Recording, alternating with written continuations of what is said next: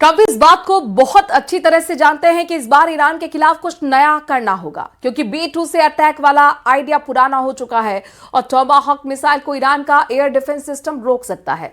ऐसे में ट्रंप के लिए कुछ आउट ऑफ द बॉक्स यानी कि कुछ नया सोचना जरूरी है। ट्रंप की इसी ख्वाहिश को अब उनकी सेना ने पूरा करने का फैसला किया है।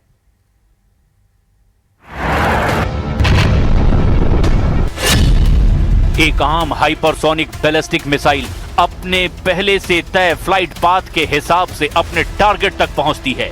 इसके बाद देखिए डार्क ईगल, जो हाइपरसोनिक ग्लाइडेड व्हीकल की मदद से वायुमंडल से बाहर स्पेस में पहुंचती है और फिर ये हाइपरसोनिक रफ्तार से टारगेट तक लहराकर अपने टारगेट को हिट करती है।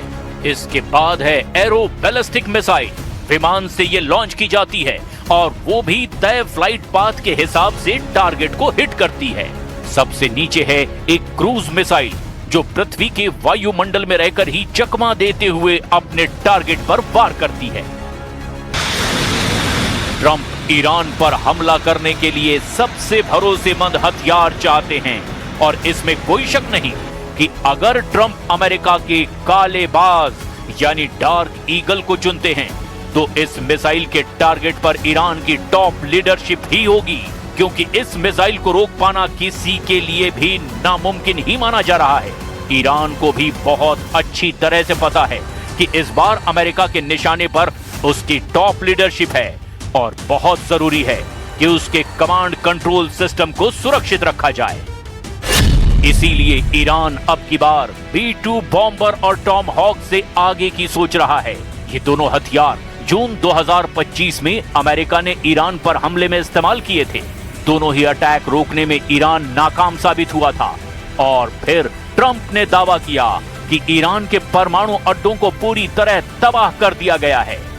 इन दोनों वेपन सिस्टम में अमेरिका की टॉमहॉक मिसाइल बहुत खास है। 2500 किलोमीटर की रेंज वाली ये cruise missile Iraq, Afghanistan, Syria, Libya, Yemen और साथ ही साथ ईरान को भी दहला चुकी है। टॉमहॉक ने अमेरिका के दुश्मनों को कई बार ऐसे जख्म दिए हैं जिससे वो वापस उबर नहीं पाए। 900 किलोमीटर प्रति घंटे की रफ्तार से ये मिसाइल जमीन से 30 मीटर की ऊंचाई पर चलती है, यानी रडार पर इसको ट्रैक करना आसान नहीं होता।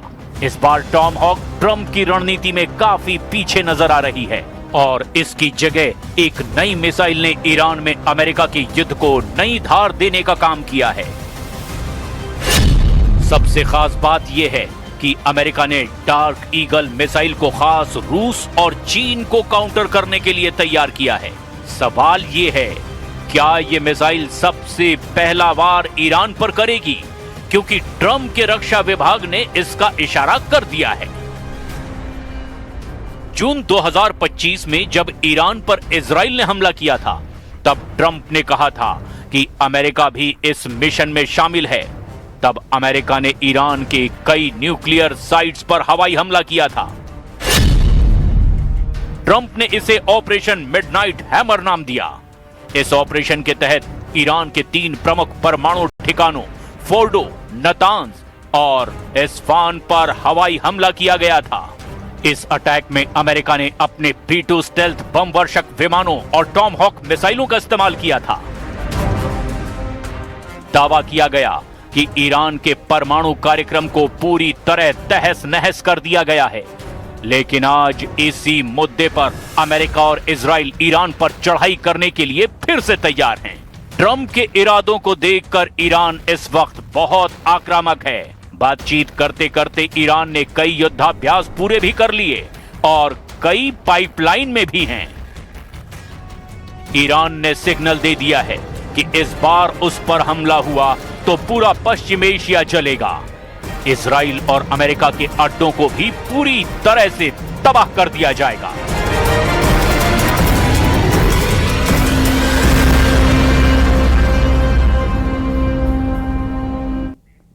और खबरों में